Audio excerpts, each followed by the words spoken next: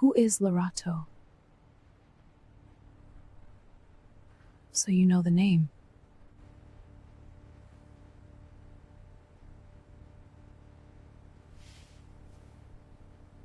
Who is she? The neighbors already knew something was wrong with Amara Cole.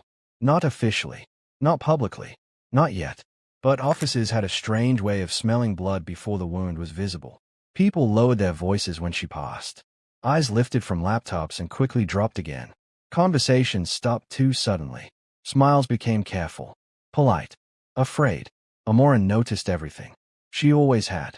That was why she had survived rooms built to underestimate her. That was why she had become financial director before 30. That was why people called her cold. Because they mistook control for cruelty. They never understood that control was the only thing Amara had trusted for most of her life. But that morning, as she stepped out of the elevator and entered the glass-walled executive floor, control felt like a dress that no longer fit. Too tight, too thin, unable to hide the bruises underneath. Her assistant, Lindo, stood from her desk the moment she saw her. Amara. One word. Soft. Worried. That was enough. Amara slowed. What happened? Lindo glanced toward the closed door of Amara's office. Inside, someone was waiting. Someone who should not have been there unless disaster had arrived early. Company legal counsel. Mr. Masco. Amara's grip tightened around her handbag. Tell me. Lindo swallowed. There was an email. The hallway seemed to narrow. What kind of email? Lindo did not answer. She didn't have to. Amara walked into her office. Mr. Masco stood beside her desk holding a tablet. He looked uncomfortable, which immediately made Amara more afraid. Men like him were paid not to look uncomfortable. Good morning, Amara, he said. It clearly isn't. He looked down, then turned the tablet toward her. The subject line appeared first. Bold, ugly, designed to wound. Concern regarding Amara Cole's mental stability and fitness for executive leadership. For a moment, Amara did not read further. Her eyes stayed on those words. Mental stability, fitness, leadership. Three knives arranged neatly in corporate language. Then she saw the attachments. Screenshots, voice notes, old messages, private messages. Her private messages. Her breathing changed. Slowly, carefully, she tapped the first attachment. A conversation from 8 years ago opened on the screen. Amara recognized it instantly. Not because she remembered the exact words, but because she remembered the pain. It was from a week after her mother died. The week she stopped eating properly. The week grief sat on her chest every morning like a body she could not move. The week she texted Nina at 3:12 a.m. because she was afraid of what silence could make her think. The message was there. Naked. Dragged into daylight. I don't know how to keep going. Another screenshot. I feel like something inside me is broken. Another. Please don't leave me alone tonight. Amara stayed at the screen. Her face did not move. But inside, something old and sacred was being torn open. Mr. Masco spoke carefully. This was sent anonymously to several board members before 7 this morning. Amara's thumb hovered over the next attachment. She already knew who had sent it. There was only one person who had those messages. Only one person who knew where to cut without missing. Nina. For a second, Amara saw her as she used to be. 14 years old. Standing in front of cruel boys at school. Furious. Loyal. Fearless. Then another image replaced it.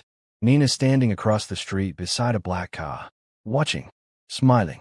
Making sure Amara knew peace did not belong to her. Mr. Masco lowered his voice. Is any of this fabricated? Amara looked up. Her eyes were glassy, but her voice was calm. No. He hesitated. But it's incomplete. It's cruel. The word landed harder than she expected. Cruel. Not false. Not exaggerated. Cruel. Because some truths become lies when stripped of context. Because grief becomes shame when placed in the hands of someone who wants revenge. Because intimacy becomes a weapon when love turns rotten. Mr. Masco nodded slowly. What would you like to do? For years, Amara had trained herself not to react emotionally in powerful rooms. She had learned to pause before speaking, to breathe before bleeding, to turn pain into numbers, strategy, evidence, action. But this was different. This was not business. This was betrayal wearing the mask of concern. Amara placed the tablet on the desk. then straightened. Call an emergency board meeting. Mr. Masco blinked. Today. Now. Amara, we should prepare a response first. I am the response. He stared at her. Linda, standing by the doorway, did the same. Amara's voice sharpened. I want every attachment printed. I want the sender traced. I want the police report included. I want security footage from the market. I want the call logs. I want building records of every time Nina entered this office without an appointment. She paused. And I want the board to hear the full story before they decide what kind of woman I am. Mr. Masco studied her for a moment, then nodded. Understood. When he left, Linda remained. Her voice was gentle. Are you okay? Amara almost laughed. Okay. What a small word for a life on fire. Instead, she looked through the office glass at the skyline of Johannesburg. The city gleamed under gray morning light. Cold. Beautiful. Unbothered. No, Amara said quietly. Then she turned back. But I'm not finished. The boardroom was full by 10:30. By 10:31, everyone understood that the meeting would not be ordinary. Amara entered last. Black suit. Hair pulled back. No softness anywhere except in her eyes. And even that softness looked dangerous now. The chairman cleared his throat. Amara, we received troubling material this morning. I know. Several board members exchanged glances. She placed a folder in front of each person. No trembling. No apology. No begging. Just evidence. One version of the story was sent to you anonymously, Amara said. I am here to give you the full one. Nobody interrupted. She clicked the remote. The screen behind her lit up. A timeline appeared. Not emotional. Not dramatic. Precise. Like a financial audit. First date. First boundary crossed. First unexplained appearance. The tracking app. The resort. Green Hollow. The calls. The office visits. The late-night delivery disguise. The photograph taken without consent. The threatening message. With each slide, the room became quieter. Amara watched their faces change. Concern became discomfort. Discomfort became alarm. Alarm became something close to shame. Because they had received the anonymous email and wondered, even briefly, whether Amara was unstable. Now they were realizing they had been invited into a trap. And some of them had almost stepped inside. Then came the market footage. Nina standing beside the black car. Waiting. Watching. Lifting her phone. Taking the photo. Smiling. Mrs. Dlamini, the oldest board member, whispered, My God. Amara let the silence sit. Then she turned off the screen. The room dimmed slightly. Her reflection appeared in the black glass behind her. For one terrifying second, she looked like two women at once. The powerful director, and the grieving girl whose private messages had been dragged into a room full of strangers. My mother died when I was 21, Amara said. Her voice did not shake, but everyone felt the effort it took. I was young. I was broke. I was grieving, and I trusted one person enough to tell the truth about how badly I was hurting. She looked around the table. That trust was used against me today. No one moved. The messages you received are real, but they are not evidence that I am unstable. They are evidence that I survived a devastating loss. A pause, and I will not apologize for surviving.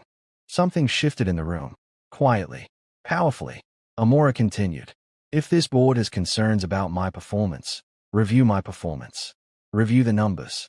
Review audit outcomes. Review risk management. Review debt restructuring. Review revenue growth.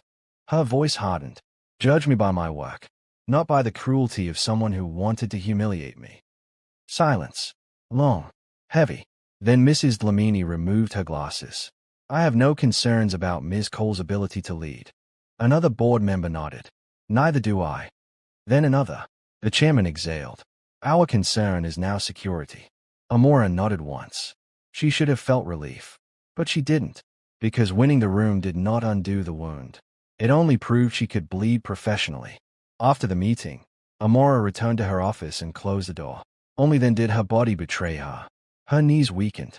She gripped the edge of the desk. Breathed once. Twice. Then pressed both hands over her mouth to stop the sound trying to escape. She had not cried in the boardroom. She would not give Nina that. But alone, the pain came. Sharp. Humiliating. Human. The girl in those messages had trusted Nina. The woman standing there now wanted to hate her. But how did you hate someone who had once held you together? How did you bury a friendship when the memories kept breathing? How did you mourn someone still alive? Her phone buzzed. The sound sliced through the room. Unknown number. Amara froze. A message appeared. You always were good at making people believe you. Her stomach turned. A second message followed. But Elias doesn't know everything. Amara stayed at the screen. A third message arrived. Ask him about Lerato. The name sat there like a loaded gun. Lerato. Amara had never heard it before. Not once. Her thumb hovered over Elias' contact. Every instinct screamed at her to call him. Ask him. Demand the truth. Find a crack before it widened. But another voice rose inside her. Calmer. Wiser. Terrified. This is what Nina wants. A doubt. A fight.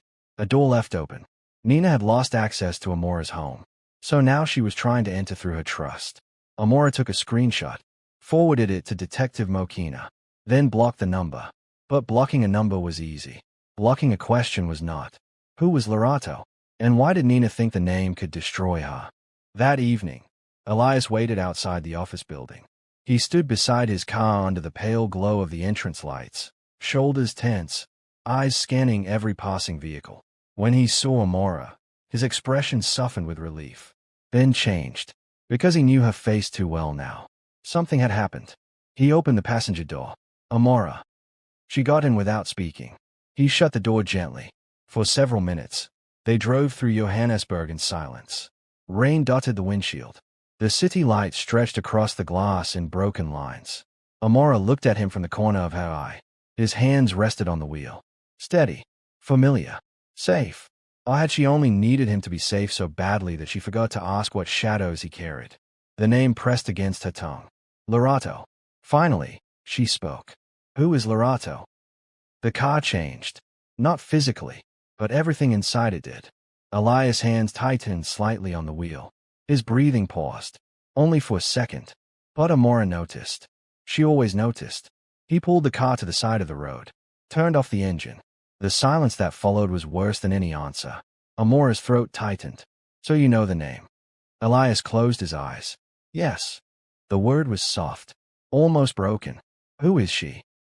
He stared ahead. Lerato was my fiancé. Amara felt the air leave her lungs. Fiancé. Not girlfriend. Not someone casual. Fiancé. You were engaged. Yes. And you never told me. He turned toward her quickly. It was years ago. That is not what I asked. Pain crossed his face. No, I didn't tell you. A bitter laugh escaped her. Small. Wounded. Did everyone know except me? No. Did Nina know? I don't know how she found out. But she did. Yes. Another silence. Outside, cars passed. Inside, Amara felt something cracking. Not the relationship. Not yet. But the certainty of it. You asked me to marry you, she whispered. And you never thought I deserved to know you had already asked someone else. Elias flinched. I was ashamed. Of how? His face changed. No. Then of what? He looked down. For the first time since Amara had known him, Elias looked almost young. Not calm. Not grounded. Lost. She died. The words fell between them. Amara went still. What? She died 3 weeks before our wedding. The anger inside Amara faltered. Not gone, but stunned. Elias swallowed hard. Car accident. A truck lost control on the highway. She was driving back from visiting her aunt. His voice thinned. I was supposed to go with her. I canceled because of work. Amara covered her mouth. The rain grew heavier, tapping against the roof like impatient fingers. I didn't hide her because she didn't matter, Elias said. I hid her because she died. His eyes filled, but he blinked the tears away. 4 years. I thought loving someone else would mean betraying her. Then I met you. Amara looked at him. And I scared you. You made me want to live without guilt. That should have softened everything. It didn't. Because grief explained the silence. It did not erase it. Why didn't you trust me with this? Amara asked. Elias looked at her. Because I was afraid you'd think part of me still belonged to a ghost. The question hung there. Did it? Amara did not ask. Elias did not answer. Because some truths could not be forced open on the side of a road in the rain. But Nina had known exactly where to press. She had taken grief and made it look like betrayal. She had found the one secret Elias had buried. and placed it in Amora's hands like a match. Later that night, Amara slept in Elias' guest room. Not as punishment. Not exactly. But because proximity felt too complicated. Love was still there. So was hurt. So was Nina. Invisible. Present. Smiling from somewhere in the dark. Amara sat on the edge of the bed, staring at the wall. Her phone was off. The curtains were closed. Still, she felt watched. That was the cruelty of stalking. Even absence became surveillance. A soft knock came at the door. Amara. Elias said quietly. She closed her eyes. I can't talk yet. I know. A pause. Then he said, I left something outside. His footsteps faded. After a minute, Amara opened the door. A small wooden box sat on the floor. Inside were photographs. Old ones. Elias younger. A woman beside him with warm eyes and bright braids. Lerato. They looked happy. Painfully happy. Under the photos was a folded letter. Amara opened it with trembling fingers. I should have told you before pain forced the truth into the room. Love deserves honesty before enemies find the silence. Amara sat on the floor. For a long time, she did not move. Then tears slipped down her face. Because the letter did not heal everything. But it told her something important. Elias had hidden grief. Nina had weaponized it. Those were not the same crime. Just before dawn, Amara woke to her phone vibrating non-stop. She had forgotten to switch it off again. Detective Mokina's name flashed on the screen. Her heart dropped. She answered immediately. Detective. His voice was tense. Ms. Cole, are you alone? Amara sat up. Yes. I need you to listen carefully. Every nerve in her body sharpened. What happened? We traced the anonymous email sent to your board. Amara swung her feet to the floor. It was Nina. A pause. Too long. No. The room turned cold. What do you mean no? The account used to send it was registered under Elias van der Merwe's name. For a second, Amara stopped understanding language. That's impossible. It may have been spoofed. It may be identity theft. We're investigating. Her hand tightened around the phone. Across the apartment, she heard movement in the kitchen. Cabinets opening. A mug placed on the counter. Elias. Calm. Close. Maybe innocent. Maybe not. No. The thought horrified her. No. This was Nina's design. It had to be. First shame. Then doubt. Then grief. Now suspicion. Nina was not trying to win Amara back anymore. She was trying to make sure Amara had nowhere safe left to stand. Detective Mokina continued. Do not confront him yet. We need more information. But the bedroom door opened before Amara could respond. Elias stood there holding 2 cups of coffee. His hair was messy. His face tired. Gentle. Ordinary. Then he saw her expression. The smile disappeared. Amara. She slowly lowered the phone. Every emotion in her body collided. Love. Fear. Doubt. Memory. Evidence. Nina. Elias took 1 step forward. What's wrong? Amara stared at him. For the first time since the day they met, she did not know what to believe. And somewhere in Johannesburg, Nina had managed to turn silence into a weapon. But one question remained. Had Nina finally trapped Amara? Or had she just made the biggest mistake of her life by forgetting who taught Amara how to survive? The answer was already moving toward them, and none of them saw it coming. Make sure you subscribe to our YouTube channel for more interesting stories. Like, comment your thoughts about the story and also the story you want to hear next. Share with loved ones and friends, so they too can enjoy the story as well. Thank you.